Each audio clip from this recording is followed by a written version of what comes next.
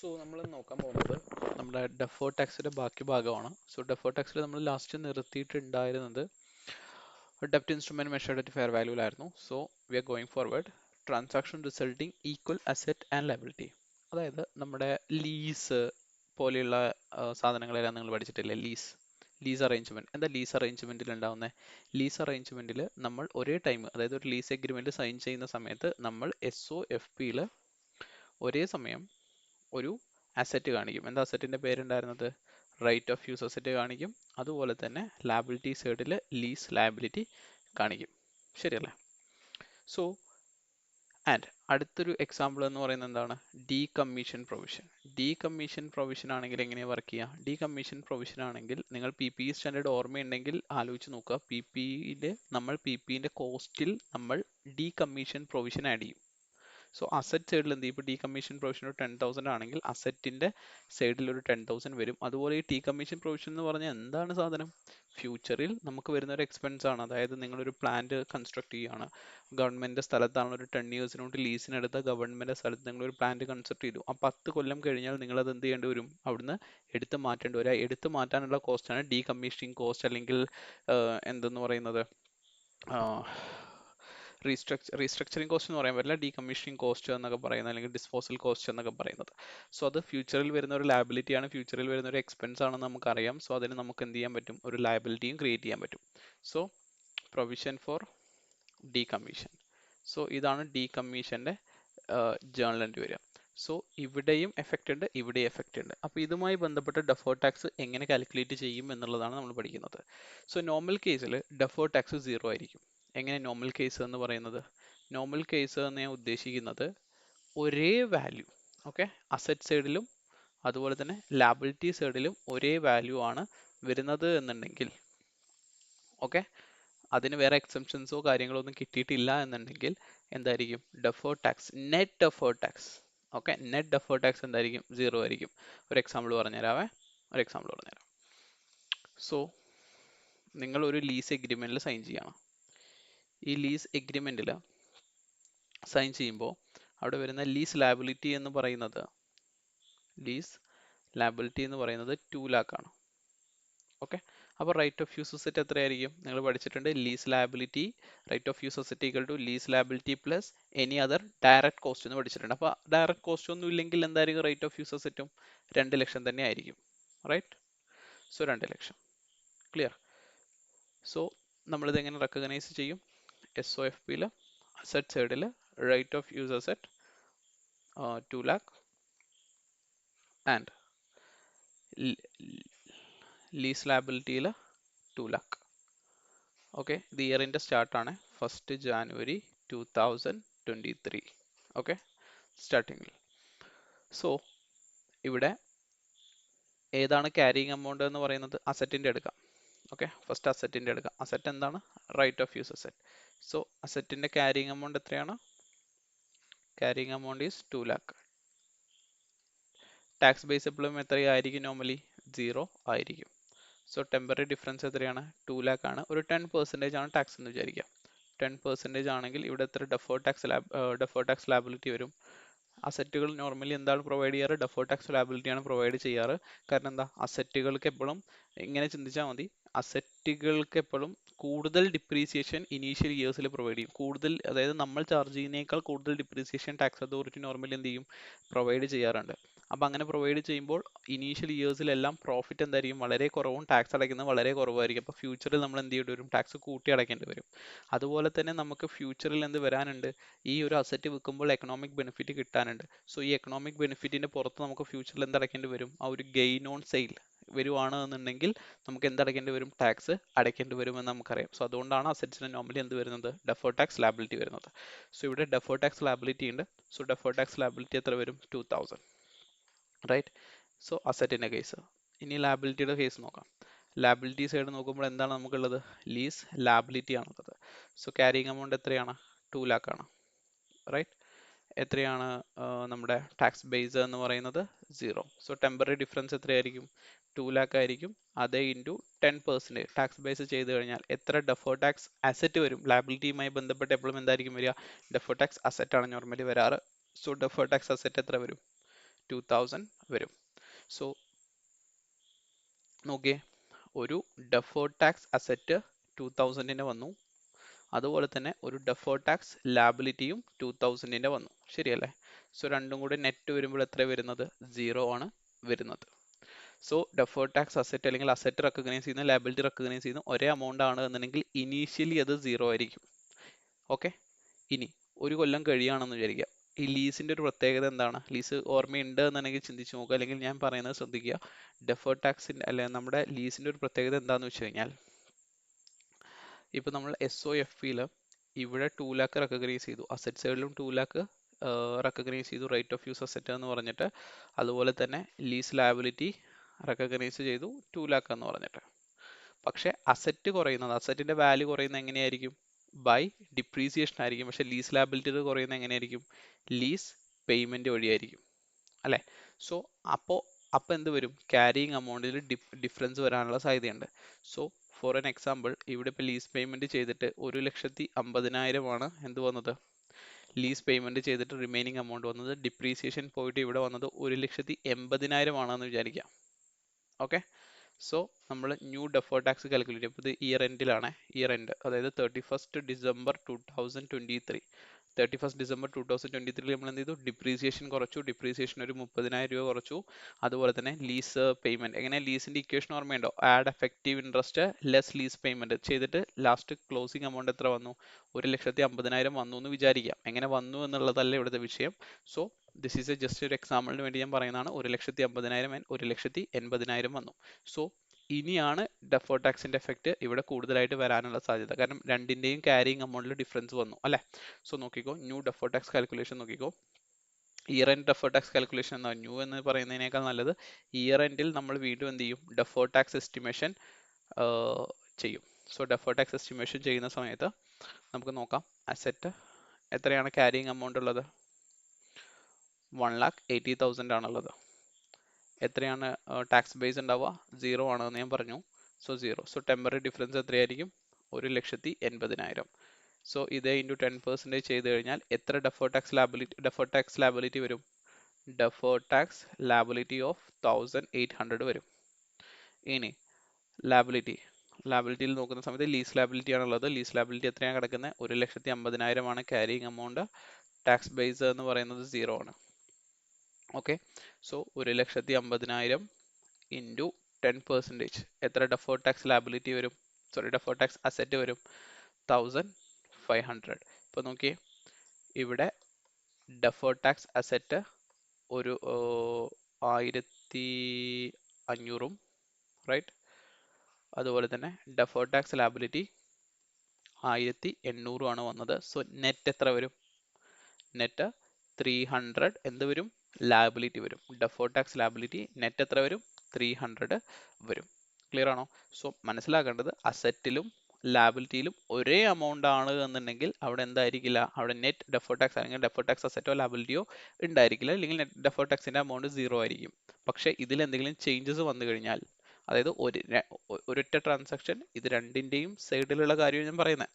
Okay, so equal ആയിട്ട് asset liability വരുന്ന ട്രാൻസാക്ഷന്റെ കാര്യം ഞാൻ പറയുന്നത്. സോ അവിടെ എന്തെങ്കിലും ഡിഫറൻസ് വരികയാണെന്നുണ്ടെങ്കിൽ നമുക്ക് ഡെഫേർഡ് ടാക്സ് ഉണ്ടാവും. സോ ഒരു ക്വസ്റ്റ്യൻ ചെയ്ത് നോക്കാം.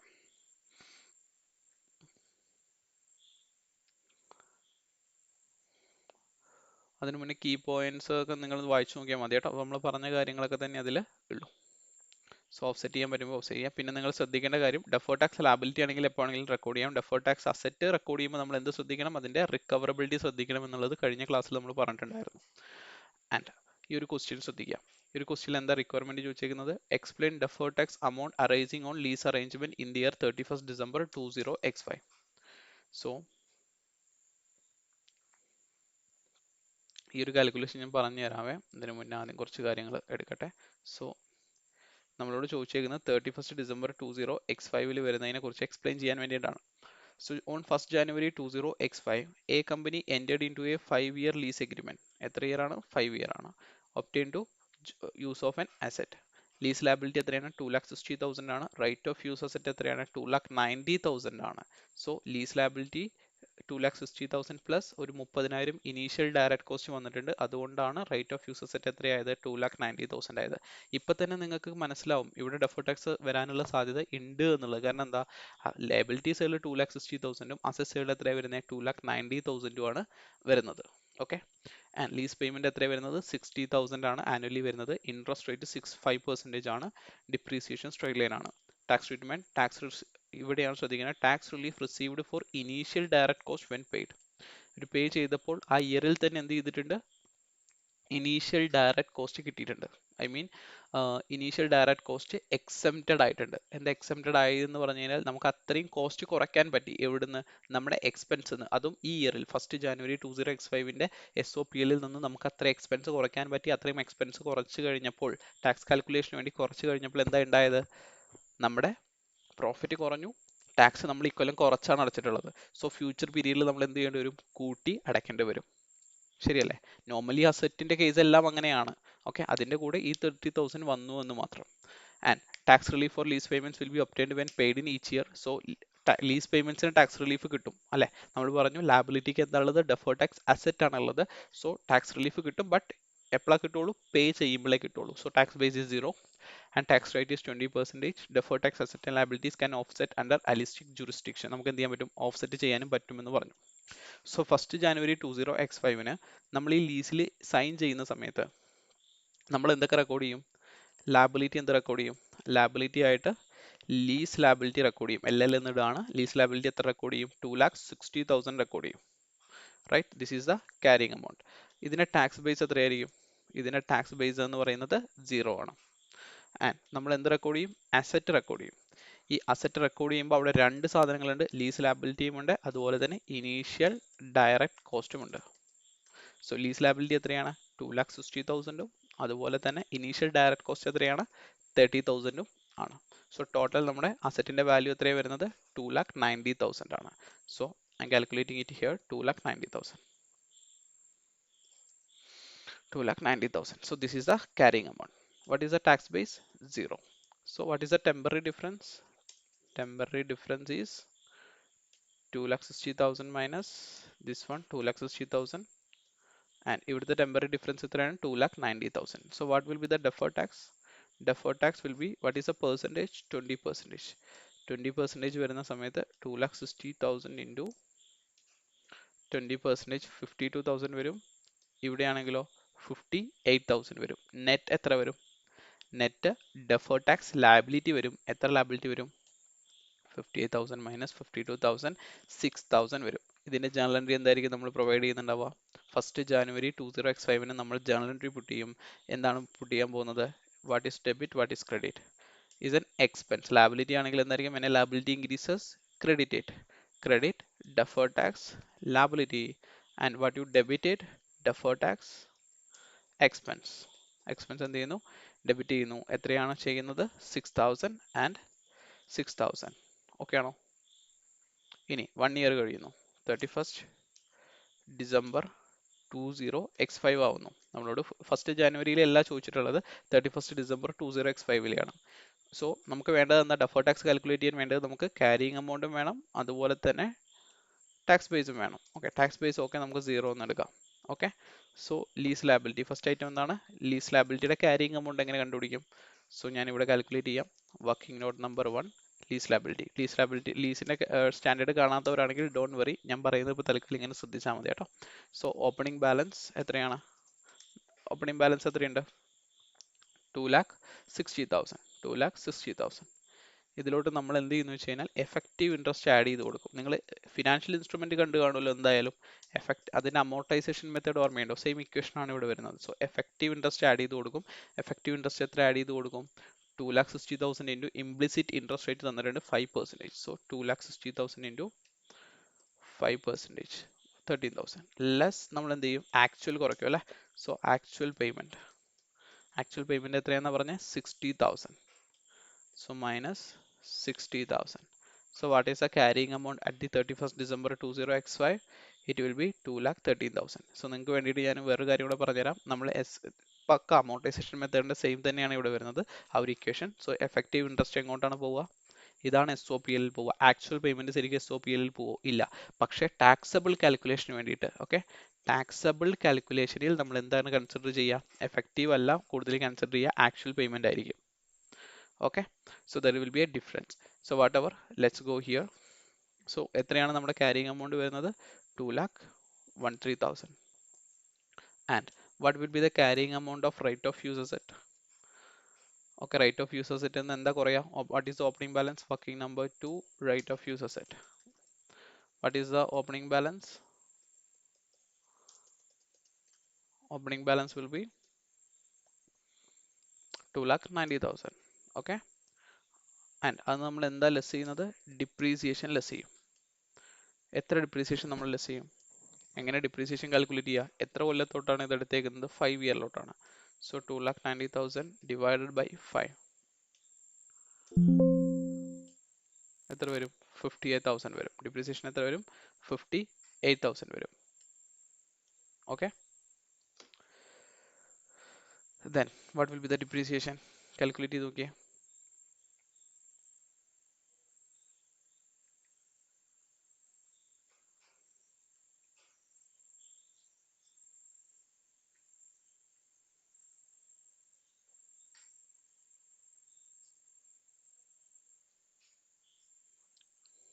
എത്ര വരുന്നത്?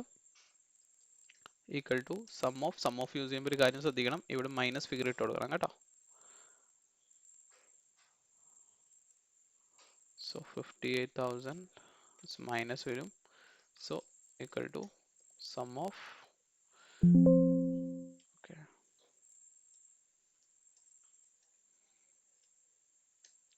2,32,000 വരും. എത്ര വരും? 2,32,000 വരും.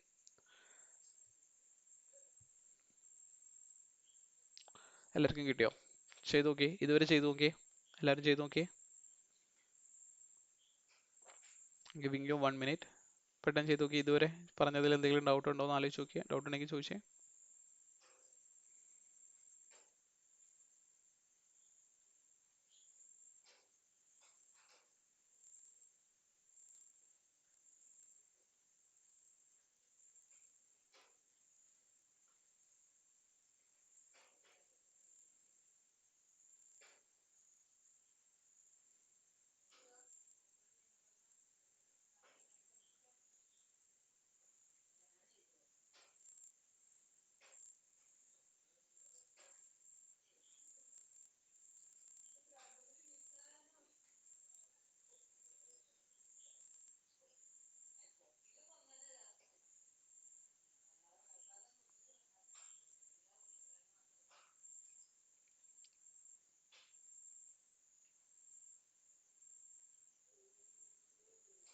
ഓക്കെ, സോ ചെയ്തല്ലോ അല്ലേ? സോ നമുക്ക് രണ്ടിൻ്റെയും ക്യാരിങ് എമൗണ്ട് കിട്ടി. എത്ര ക്യാരിങ് എമൗണ്ട് വരുന്നത്? റൈറ്റ് ഓഫ് യൂസ് അസറ്റിന്റെ carrying amount is 2,32,000. Right. Tax base എത്രയാണ്? 0 ആണ് കേട്ടോ. നമ്മൾ എല്ലാ ഇയറിലും എന്ത് ചെയ്യും? നമ്മൾ ഈ പ്രൊവിഷൻ ഒക്കെ ചെയ്യുന്ന പോലെ, അല്ലെങ്കിൽ ഡൗട്ട്ഫുൾ ഡെപ്സിന്റെ ഒക്കെ പ്രൊവിഷൻ ചെയ്യുന്ന പോലെ ഇതിങ്ങനെ റിവൈസ് ചെയ്തുകൊണ്ടിരിക്കും, എസ്റ്റിമേഷൻ മാറ്റിക്കൊണ്ടിരിക്കും. സോ എസ്റ്റിമേഷൻ നമുക്ക് പുതിയത് നോക്കാം. So what is the temporary difference? 2,13,000 minus 0, 2,13,000, and here it is 2,32,000. So the deferred tax will be 2,30,000 into 0.2, right? 0.2, 20% അല്ലായിരുന്നോ? Yes, 20%, and this is also 20%. So what is the net effect? Right of use asset ആകുമ്പോൾ deferred tax liability ആയിരിക്കും, liability ആകുമ്പോൾ deferred tax asset ആയിരിക്കും. So നമുക്ക് നോക്കാം. Deferred tax liability minus deferred tax asset 3,800. Okay, ശരിക്കും ഇനി എത്രയുടെ ആവശ്യമുള്ളൂ? Liability എത്രയുടെ ആവശ്യമുള്ളൂ? This is liability. എത്രയാണ് ലാബിലിറ്റി വേണ്ടതെന്നാണ് നമുക്ക് ഇവിടെ കിട്ടുക കേട്ടോ, അല്ലാണ്ട് എക്സ്പെൻസ് അല്ല, ന്യൂ എക്സ്പെൻസ് അല്ല. ഓക്കെ, ഇതെന്ന് വേണം നമ്മൾ എന്ത് കണ്ടുപിടിക്കാൻ വേണ്ടി? എക്സ്പെൻസ് കണ്ടുപിടിക്കാൻ വേണ്ടിയിട്ട്. ഓക്കെ, സോ നമുക്ക് ഇപ്പോൾ ഓപ്പണിംഗ് ലാബിലിറ്റി എത്രയുണ്ട്? Opening deferred tax liability. Okay, deferred tax liability എത്രയുണ്ട്? 6,000 നമ്മൾ കഴിഞ്ഞ കൊല്ലം അല്ലെങ്കിൽ ഇയർ സ്റ്റാർട്ടിങ്ങിൽ റെക്കോർഡ് ചെയ്തിട്ടുണ്ട്. ഇനി നമുക്ക് ക്ലോസിംഗ് എത്ര മതി? ക്ലോസിംഗ് ഡെഫേർഡ് ടാക്സ് ലാബിലിറ്റി എത്രയാണ് നമുക്ക് ആവശ്യമുള്ളൂ? 3,800 ആവശ്യമുള്ളൂ. ദാറ്റ് മീൻസ് നമ്മൾ ഫസ്റ്റ് ഇയർ കഴിയുമ്പോൾ we will reduce the deferred tax. Okay, എങ്ങനെ ഡെഫേർഡ് ടാക്സ് റെഡ്യൂസ് ചെയ്യും? ഓക്കെ, നമ്മൾ we will reduce it by 6000 minus 3800, 2200 നമ്മൾ റെഡ്യൂസ് ചെയ്യും. Okay, this is the change we are doing. Okay, ഇതാണ് ശരിക്കുള്ള answer. So 2200. Okay, so less the deferred tax expense. deferred tax expense നമ്മൾ less ചെയ്യാണ്. എങ്ങനെയാണ് നമ്മൾ ജേണൽ എൻട്രി എന്ന് പറഞ്ഞേ? ജേണൽ എൻട്രി ഇവിടെ എഴുതാം. expense reduces or income arises credit. Okay, credit deferred tax expense. Okay, what you debit it when a liability decreases, debit deferred tax liability. Okay, this is SOFP, this is SOPL. എത്രയായിരിക്കും? 2200 and this is also 2200. Simple അല്ലേ? ഇനി ഞാൻ ഇതിൻ്റെ ഒരു broader view പറഞ്ഞുതരാം. Broader view ഇതാക്കുമ്പോൾ നിങ്ങൾ confused ആവരുത്. Okay, okay ആണെങ്കിൽ ഇവിടെ നോക്കിയാൽ മതി. സോ ആക്ച്വലി നമുക്ക് ഇവിടെ ഈ ഒരു കാൽക്കുലേഷൻ വരാനുള്ള മെയിൻ റീസൺ ആരാന്ന് വെച്ച് കഴിഞ്ഞാൽ ആ 30,000 ആ എക്സ്ട്രാ വന്നിട്ടുള്ള കോസ്റ്റ് ആണ്. ഓക്കെ, സോ ആ 30,000 കാരണമാണ്. ഓക്കെ, നമുക്ക് 30,000 ഞാൻ ഈ ഒരു ചെറിയൊരു ഷോർട്ട് ഇങ്ങനെയാണ് നമ്മൾ ചെയ്യേണ്ടത്. ഓക്കെ, ഞാനിപ്പോൾ ചെയ്തതാണ് റിയൽ ആൻസർ. ഇങ്ങനെ വേണം നിങ്ങൾ എക്സാമിന് വേണ്ടി ചെയ്യാൻ വേണ്ടിയിട്ട്. ഞാൻ ഇനി പറഞ്ഞു തരുന്ന രീതിയിൽ നിങ്ങൾ എന്ത് ചെയ്യരുത്, എക്സാമിന് ചെയ്യരുത്. ഞാൻ നിങ്ങൾക്ക് മനസ്സിലാവാൻ വേണ്ടി മാത്രം പറഞ്ഞു തരുന്നതാണ്. സോ ഒരു എക്സ്ട്രാ നമുക്ക് ഇവിടെ എന്തുണ്ടായി, ഒരു അസറ്റ് ഉള്ള പോലെയായി. ആ 30,000 എവിടെ ആഡ് ചെയ്യപ്പെട്ടത്? അസറ്റ് സൈഡിലാണ് ആഡ് ചെയ്യപ്പെട്ടത്. സോ ഇവിടെ ഒരു 30,000 എക്സ്ട്രാ അസറ്റ് വന്ന പോലെയായി. ശരിയല്ലേ? അപ്പം നിങ്ങൾ ഇങ്ങനെ ഒന്ന് ആലോചിച്ച് നോക്കിയേ, ക്യാരിങ് എമൗണ്ട് എത്രയാ? 30,000. ശരിയല്ലേ? എത്രയാ ടാക്സ് ബേസ് എത്രയാ? ഫുള്ളി എക്സെപ്റ്റഡ് കൊടുത്തെന്നാ പറഞ്ഞത്, 0. So what is the temporary difference? Temporary difference is 30,000 minus 0, that is 30,000. ഇതിനെ നമുക്കൊന്ന് കാൽക്കുലേഷൻ ചെയ്ത് നോക്കിയാലോ. 30,000 into 0.2, 6,000. ഇപ്പോൾ ഫസ്റ്റ് ഇയറിൽ ഡെഫേർഡ് ടാക്സ് ആയി. ഓക്കെ, ഇനി ഫസ്റ്റ് ഇയർ കഴിയുന്ന സമയത്ത് ഈ അസറ്റിനെ നമ്മൾ ഡിപ്രീസിയേറ്റ് ചെയ്യുന്നു. ഡിപ്രീസിയേറ്റ് ചെയ്യുമ്പോൾ അതിന്റെ ക്യാരിങ് എമൗണ്ട് എത്ര ഉണ്ടാവുക? 30,000 നിന്നും നമ്മൾ എന്ത് മൈനസ് ചെയ്യണം? 30,000 ഡിവൈഡഡ് ബൈ 5 കുറച്ച് കഴിഞ്ഞാൽ 24,000 ആയി. 24,000 ആണ് ഇവിടെ 0 ഇട്ട് കഴിഞ്ഞാൽ, ലെറ്റ് മീ ട്രൈ.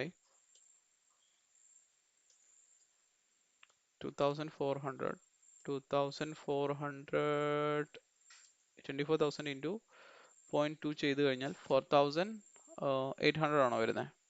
അല്ല, നമുക്ക് 4,800 അല്ല, 3,800 ആണ് നമുക്ക് എന്ത് വരേണ്ടത്? ഇത് വരേണ്ടത്. അതിനുള്ള ഒരു റീസൺ എന്താണെന്ന് വെച്ച് കഴിഞ്ഞാൽ, ഓക്കെ, ഒരു റീസൺ നമുക്ക് കിട്ടിയ എന്താണ്? ഈ ഒരു 30,000 എഫക്റ്റ് ആണ്. ഡെഫേർഡ് ടാക്സ് വരാനുള്ള ഒരു റീസൺ എന്താണ്? ഈ 30,000 എഫക്റ്റ് ആണ്. സെക്കൻഡ് റീസൺ എന്താന്ന് വെച്ച് കഴിഞ്ഞാൽ, okay, the second reason is നമ്മൾ എന്ത് ചെയ്യുന്നുണ്ട്? ലീസ് പേയ്മെന്റ് ചെയ്യുന്നുണ്ട്. ആ ലീസ് പേയ്മെന്റ് നമുക്ക് എപ്പോഴാണ് അതിന്റെ എക്സംഷൻ കിട്ടുന്നത്? അത് പേ ചെയ്യുമ്പോൾ. അതായത് നമ്മൾ ഇപ്പോൾ 1 ജാനുവരി 20x5 എന്ത് ചെയ്യുന്നുണ്ട്? ഇത് റെക്കോർഡ് ചെയ്യുന്നുണ്ട്. പക്ഷെ പേയ്മെന്റ് ചെയ്യുന്നത് എന്നായിരിക്കും?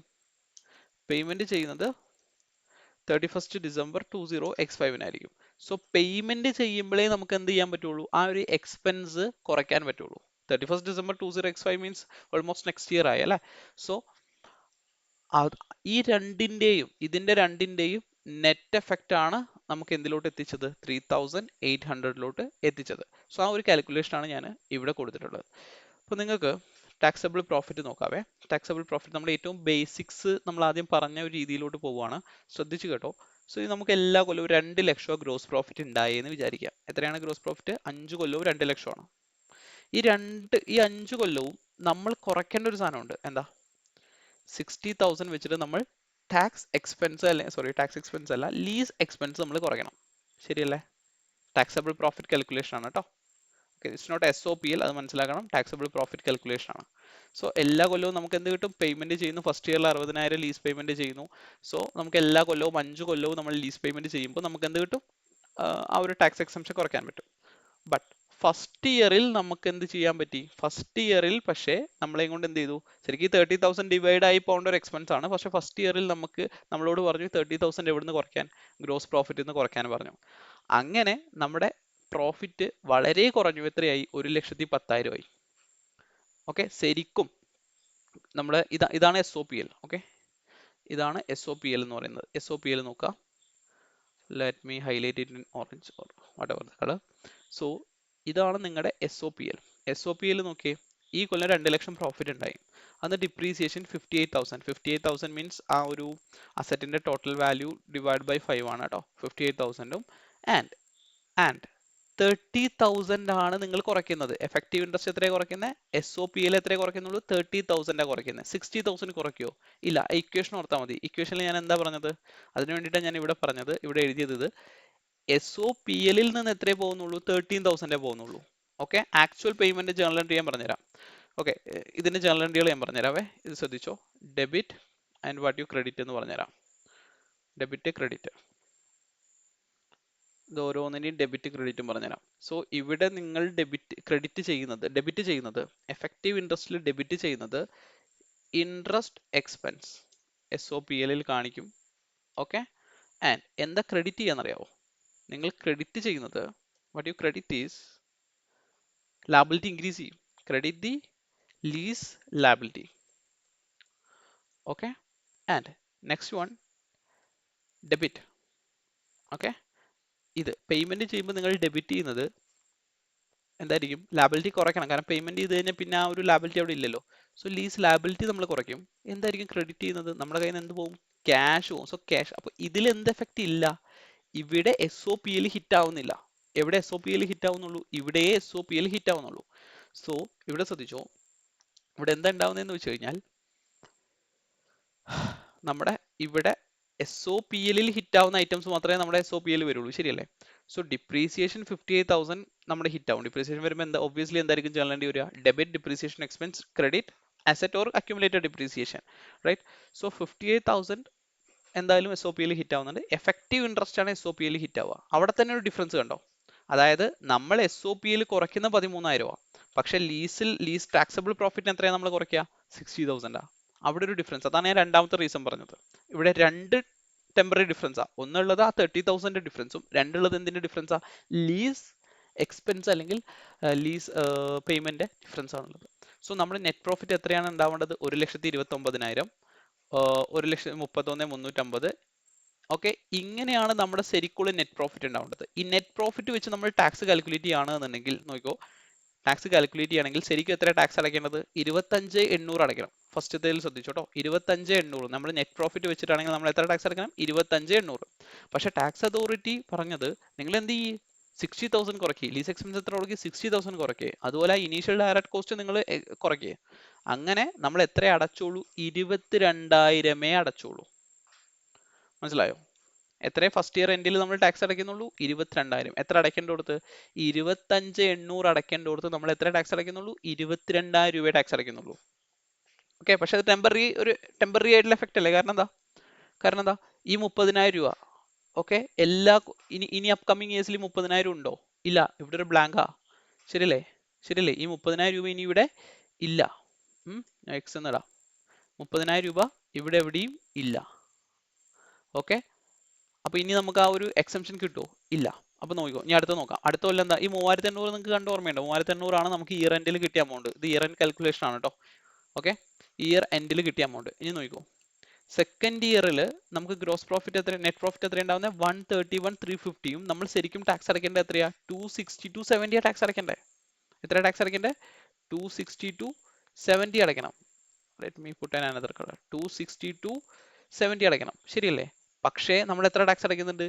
28,000. അതായത് ഫസ്റ്റ് ഇയറിൽ നമ്മൾ കുറച്ചടച്ചു. ശരിയല്ലേ? സെക്കൻഡ് ഇയറിൽ ആ കുറച്ചടച്ചതും കൂടെ കൂട്ടി അടയ്ക്കേണ്ടി വന്നു.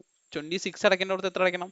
28,000 അടയ്ക്കേണ്ടി വന്നു. ഇനി അടുത്ത കൊല്ലം നോക്കിക്കോ, അടുത്ത കൊല്ലം 26 അടയ്ക്കേണ്ടത്, പക്ഷെ നമ്മൾ എത്ര അടയ്ക്കുന്നുണ്ട്? 28 അടയ്ക്കുന്നുണ്ട്. അടുത്ത കൊല്ലം 27 അടയ്ക്കേണ്ടടുത്ത് നമ്മൾ 28 അടയ്ക്കണം. അങ്ങനെ ഇവിടെ 27 അടയ്ക്കേണ്ടടുത്ത് 28 അടച്ചു. അതായത് ഇവിടെ കിട്ടിയ ലാഭം ഈ 3,700 എവിടെ കവറായി പോകുന്നുണ്ട്? ഇവിടെ കവറായി പോകുന്നുണ്ട്. ഇതിന്റെ ടോട്ടൽ നോക്കിയേ, 3,859. സ്മാൾ ഡിഫറൻസേ ഉള്ളൂ അല്ലെ? ഇവിടെ നിങ്ങൾക്ക് കിട്ടിയ ആ ലാഭം പക്ഷെ ഫ്യൂച്ചറിൽ നിങ്ങൾ അടയ്ക്കേണ്ടി വരും. ശരിയല്ലേ? റൈറ്റ്?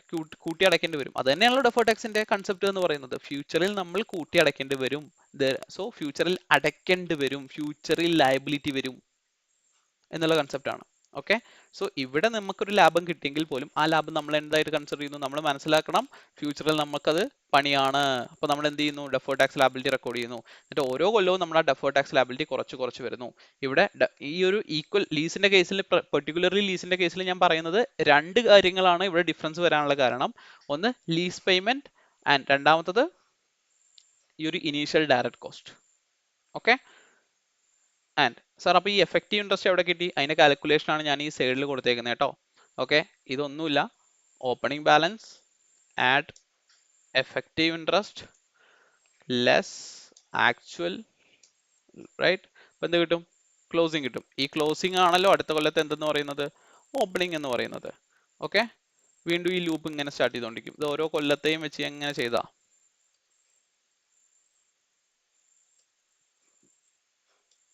ഓക്കെ, അടുത്തത് അടുത്തത് അടുത്തത് അങ്ങനെ ലാസ്റ്റ് ആകുമ്പോൾ എന്താവും? ക്ലോസ് ആയിക്കോളും. 295 ഒരു amount അല്ല, സോ അതങ്ങനെ സീറോയിലോട്ട് എത്തും.